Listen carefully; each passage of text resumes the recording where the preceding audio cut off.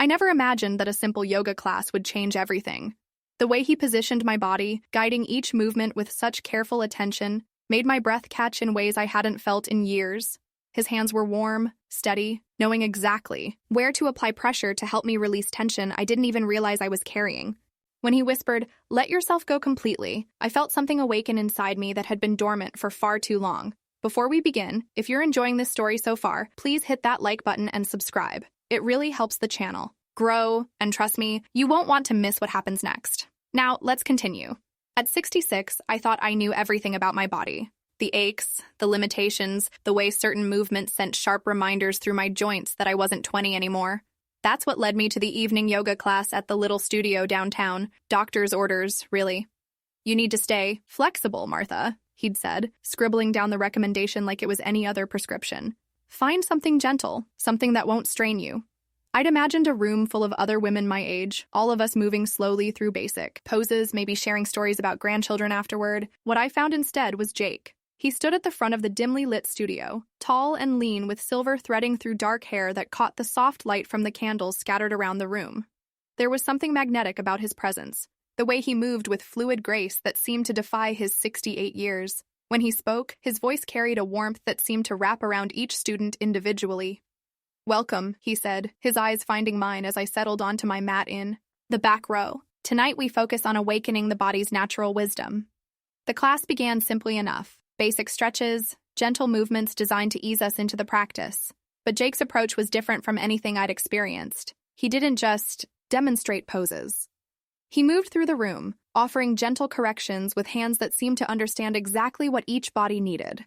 When he reached me, struggling with a simple forward fold, his presence shifted the air around us. "May I?" he asked softly, waiting for my nod before his palms settled against my lower back. The warmth of his touch seeped through the thin fabric of my yoga top, and I felt my muscles begin to release in ways that had nothing to do with the stretch. "Breathe into it," he murmured, his voice close to my ear. "Let your body show you what it wants." Something about his words, the careful way he guided my movement, sent an unexpected flutter through my chest. I found myself looking forward to these moments of contact, brief as they were, throughout the rest of the class. As weeks passed, I became a regular. The other students, Linda, a friend from my neighborhood who'd joined after seeing how much more energetic I'd become, and a handful of others, had started to form a little community. But it was Jake's attention that I craved most. He had a way of reading bodies like books, understanding where tension lived and how to coax it free. During one particularly challenging sequence, I felt my balance wavering. Before I could fall, his hands were there, one at my waist, the other supporting my arm, steadying me with gentle strength. "Trust the process," he said, and something in his tone suggested he meant more than just the yoga pose. After class one evening, as I was rolling up my mat, Jake approached with that easy smile that always made my pulse quicken slightly. "Martha, would you be interested in a private session? I think we could work on some specific areas that might benefit from individual attention." The suggestion sent a warm thrill through me that I tried to rationalize as simple enthusiasm for improving my practice. "That sounds wonderful," I heard myself say, my voice steadier than I felt. We scheduled for the following Saturday evening after the studio's regular classes had ended. I spent the week wondering what individual instruction might involve, catching myself thinking about Jake's hands and the way they seemed to understand my body better than I did. Saturday arrived with unusual California weather, warm and humid, the kind of evening that made everything feel charged with possibility. I arrived at the studio to find it transformed. The harsh overhead lights were off, replaced by the soft glow of what seemed like dozens of candles. Gentle music played from hidden speakers, something with deep, rhythmic undertones that seemed to pulse in time with my heartbeat. Jake greeted me wearing loose linen pants and a fitted shirt that highlighted the lean strength of his frame. "I thought we'd focus on deep release tonight," he said, leading me to a mat positioned in the center of the room. "Sometimes our bodies hold tension in places we don't even realize."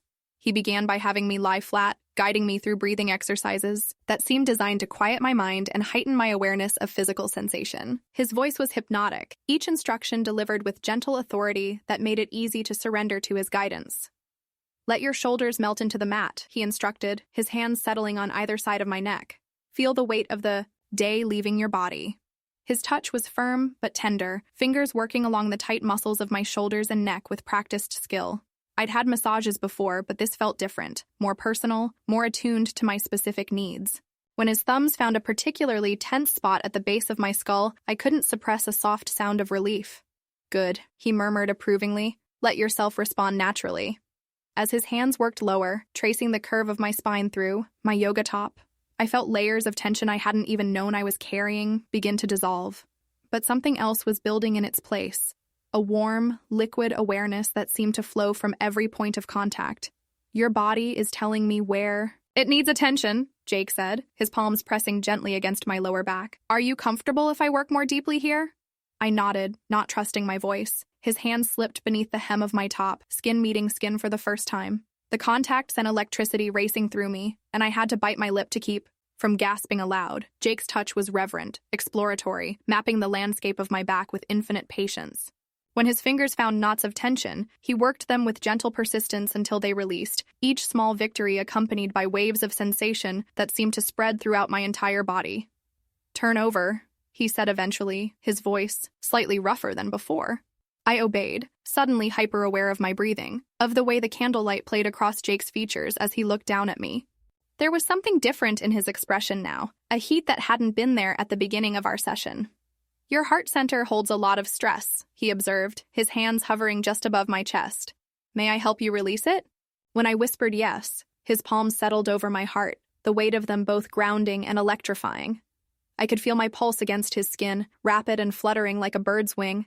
His hands began to move in slow, expanding circles, each rotation seeming to draw the tension from deep within my chest.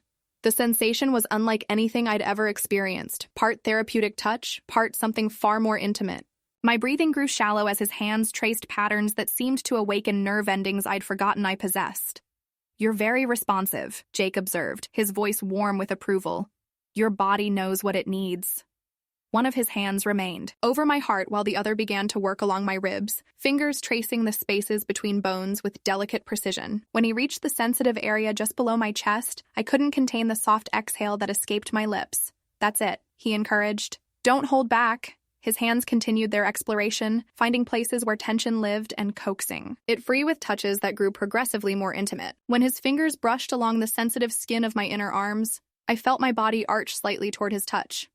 You're beginning to understand, Jake said, leaning closer. Your body has wisdom that your mind hasn't accessed yet. The space between us seemed to vibrate with unspoken possibility. When he asked if I was ready to explore deeper release, I found myself nodding without hesitation. Jake's hands began to work along my legs, starting at my ankles and moving upward with methodical attention. Each touch sent warm waves coursing through me, building layers of sensation that seemed to compound with every moment.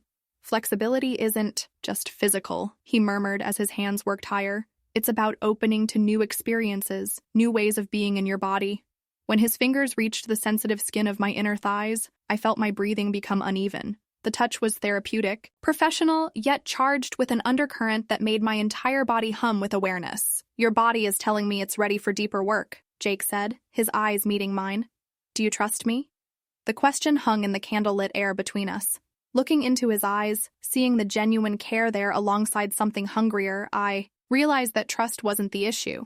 The issue was whether I was brave enough to let myself want what was being offered. Yes, I whispered. What followed was unlike anything I'd experienced in my 66 years. Jake's hands seemed to know exactly how to touch me, where to apply pressure, how to build sensation slowly until I was trembling beneath his ministrations. He guided me through releases that were both physical and emotional, each one leaving me more open, more vulnerable, more alive than I'd felt in decades. When his lips finally joined his hands in their exploration, I heard sounds coming from my throat that I barely recognized as my own. The careful control I'd maintained for so many years dissolved completely under his patient attention. Let go, he urged against my skin. Let yourself feel everything. And I did. Wave after wave of sensation crashed over me, each one more intense than the last. Jake held me through all of it, his strength grounding me even as he lifted me to heights I'd never imagined possible.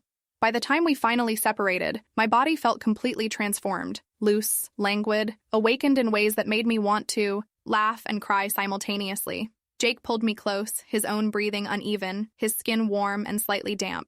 How do you feel? He asked, his voice soft with genuine concern. Like I've been sleeping for 20 years and just woke up, I admitted. He smiled, pressing a gentle kiss to my forehead.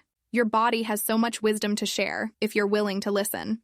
As I dressed afterward, my movements felt different, more fluid, more connected. I caught sight of myself in the studio's mirror and was startled by what I saw. My cheeks were flushed, my eyes bright with something that looked suspiciously like joy. The drive home passed in a haze of sensation and memory. Every traffic light seemed to give me another moment to relive Jake's touch, to marvel at the way my body had responded to his guidance. Linda called the next morning, as she did most Sundays, ready for our usual gossip session over coffee. "You sound different," she said immediately. "What's going on?" I considered how much to share, knowing Linda's tendency toward judgment about anything that strayed from conventional behavior. "I had a private yoga session yesterday," I said carefully. "Oh, how was it?" Something in my voice must have given me away, because Linda's tone sharpened. "Martha, what exactly happened at this yoga session?" I found myself telling her everything about Jake's hands, about the way he'd helped me release tension I didn't know I was carrying, about the awakening I'd experienced under his touch. Linda's silence grew more pointed with each detail. "Martha," she said finally, her voice tight with disapproval, "that doesn't sound like yoga, that sounds like something else entirely." "Maybe it was," I admitted. "And maybe that's exactly what I needed." "But you're 66 years old, and he's your instructor. What were you thinking?" Her reaction stung, but it also crystallized something for me. For too many years, I'd lived within the boundaries that others, society, family, my own fears, had set for me. I'd accepted that certain experiences were behind me, that my body was something to manage rather than celebrate. I was thinking that I felt more alive in those 2 hours than I have in the past 10 years, I replied firmly. I was thinking that maybe it's never too late to discover new things about yourself. Linda's continued protests faded into background noise as I remembered the feeling of Jake's hands on my skin, the way he'd looked at me like I was something precious and powerful rather than something diminished by age. I ended the call and immediately texted Jake. "When can we schedule another session?" His response came quickly. "How about tonight?" Standing in front of my closet that evening, choosing what to wear to my second private session, I felt like a teenager preparing for a first date. The anticipation coursing through me was both thrilling and terrifying. But as I drove back to the studio, watching the sun set over the California hills, I realized I wasn't afraid anymore. For the first time in years, I was moving toward something that excited me rather than away from something that frightened me. Jake was waiting when I arrived. The studio again transformed into a sanctuary of candlelight and soft music. This time, there was no pretense about therapeutic touch or yoga poses. This time, we both knew exactly what kind of instruction was being offered. "Are you ready to explore even deeper?" he asked, his hands already reaching for me. I stepped into his embrace without hesitation, finally understanding that the most important lesson he had to teach wasn't about flexibility or breathing or proper alignment. It was about the radical act of claiming pleasure, of refusing to let age or convention dictate the limits of desire. In his arms, moving with the rhythm of our shared breathing, I discovered that my body wasn't a collection of limitations and aches. It was a gateway to experiences I'd thought were lost forever. Some people might judge what happened between Jake and me in that candlelit studio. They might say it was inappropriate, that I was too old for such discoveries, that yoga should stay purely spiritual. But as I write this, still glowing from our latest session, I can't bring myself to care about their opinions. Have you ever discovered something about yourself that completely changed how you see your own potential? When was the last time you let yourself want something that society told you wasn't meant for you? I'd love to hear your thoughts in the comments. I read every single one. And before you go, don't forget to hit that like button and subscribe. Trust me, you won't want to miss what comes next. Until next time, remember, it's never too late to let your body teach you something new.